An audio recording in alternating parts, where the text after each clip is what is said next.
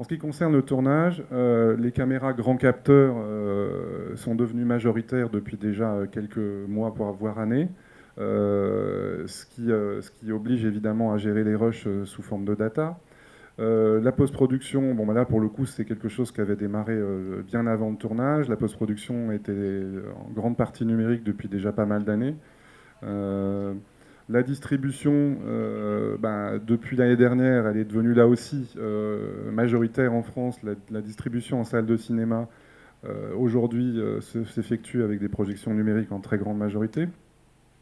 Et puis, le constat qu'on fait sur l'archivage, c'est que l'archivage long terme et plus particulièrement le patrimoine, c'est qu'aujourd'hui, on n'a toujours pas de solution numérique pour faire ce qu'on appelle le store and forget.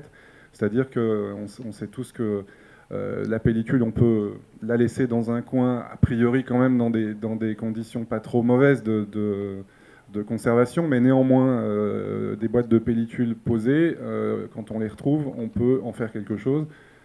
Il n'a pas de solution numérique pour remplacer ça aujourd'hui. Donc on en reparlera tout à l'heure avec Hans de la CST. Voilà, donc à chaque étape qu'on vient de voir, on a perdu beaucoup de repères qui étaient finalement des repères qu'on avait pour beaucoup depuis de très nombreuses années. Et en plus de ça, ces repères, finalement, on n'en parlait même plus parce qu'ils étaient évidents. Aujourd'hui, tous ces repères sont mouvants. Et il s'est passé en plus de ça, à Noël de l'année dernière, un événement important qui nous a tous fait prendre conscience de quelque chose de grave par rapport à ça. C'est que la mouvance de ces repères, additionnée à un accident industriel, celui du groupe Quinta, a fait prendre conscience à beaucoup de gens qu'un certain nombre de films, et en l'occurrence là il y en avait une soixantaine, je parle toujours de long métrage, qui couraient le risque de ne pas pouvoir sortir parce qu'un certain nombre de précautions n'avaient pas été prises, et on ne peut pas non plus complètement reprocher ça aux gens concernés, dans la mesure où, une fois de plus, les repères qu'on avait, ils avaient changé beaucoup sans qu'on s'en soit totalement rendu compte. Donc deux points particuliers là-dessus. L'ensemble des rushs de tournage de ces 60 films, ils étaient stockés sur des serveurs. Ces serveurs, évidemment, pour que ça marche, il faut l'électricité. Et par ailleurs, il faut que le leaser qui a financé le serveur, en cas de faillite, dise pas moi je récupère mes serveurs et j'arrive demain matin pour les récupérer. Il faut avoir le temps de les vider et puis de récupérer ce qui est dessus. En l'occurrence, ça aurait pu se produire si, avec l'aide du CNC et le liquidateur qui était en charge de ça, a fini par entendre un certain nombre de points de vue par rapport au film, mais c'était pas gagné d'avance. Hein. Je peux vous dire que les gens des équipes Quinta concernées se demandaient comment ça allait pouvoir se passer. Et puis en ce qui concerne les films, on va dire photochimiques, parce qu'il y en avait quand même encore, ils étaient stockés soit à Saint-Cloud, soit en province. Et on s'est rendu compte que là aussi, c'était stocké chez un sous-traitant. Si le sous-traitant n'était pas payé, lui disait, moi, je ne laisse rien sortir. Et donc les films qui étaient entreposés là, par exemple, un film qui avait besoin de ressortir, où on avait besoin d'éléments, je me souviens des films de montage qui étaient en cours à ce moment-là, ils étaient dans l'incapacité de pouvoir se terminer. Donc, fort de ce constat-là, on a monté les états généraux du cinéma. Et je trouve ce qui est intéressant, c'est que le cinéma est en train petit à petit. Alors, c'est vrai qu'il y a 200 films par an, c'est un peu plus facile à identifier que l'ensemble des œuvres audiovisuelles qui, là, sont beaucoup plus nombreuses, et documentaires et autres. Mais dans le cinéma, on commence à avoir un semblant de bonne pratique qui commence à se mettre en place. Et donc, on a trouvé intéressant de faire un rapide tour d'horizon là-dessus. Donc, sur les caméras numériques data au moment du tournage, on reviendra plus en détail avec Vincent, mais le workflow est un mot qu'on retrouvera beaucoup, il va nous l'expliquer, mais c'est un élément important dans la compréhension de ce qui se passe et donc du coup dans les essais qu'il faut faire, donc faire tout le test de la chaîne.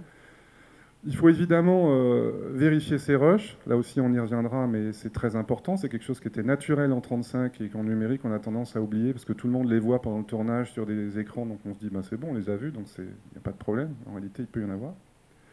Donc on a mis des préconisations sur la table qui est de sauvegarder les différentes étapes de rush sur 2 supports différents et surtout stockés dans 2 endroits différents, parce qu'il peut y avoir une faillite, mais il peut y avoir un incendie, il peut y avoir plein de choses. Donc c'est des choses importantes à maîtriser. Et puis surtout dans le cas de Quintas, ces LTO, ils existaient, mais sauf qu'ils étaient propriétaires. C'est-à-dire, quand on dit propriétaire, c'est qu'ils étaient faits avec un système informatique qui faisait qu'il fallait avoir le même système pour pouvoir le relire. Donc on insiste beaucoup sur la notion d'interopérabilité, qui consiste à faire en sorte que le LTO, on le prend d'un endroit A, on l'amène dans un endroit B, et il est relisible n'importe où, sans aucune difficulté. C'est pas si simple, parce que c'est pas naturel dans le mode de fonctionnement de nos entreprises. Donc Franz nous en reparlera là aussi. Donc c'est très très important pour le producteur de comprendre qu'il a des choix à faire qui ne sont pas naturels. Encore une fois, en pellicule, ces choix, ils étaient évidents. Soit on décidait de garder la totalité des rushs, bon, c'était assez rare, mais on pouvait faire ça. Soit on décidait de garder uniquement les bouts à bout des prises cerclées, c'est-à-dire les meilleures prises qu'on gardait, et ce qu'on appelle les chutées doubles, ben, au bout d'un certain temps, on les jetait à la poubelle, tout simplement.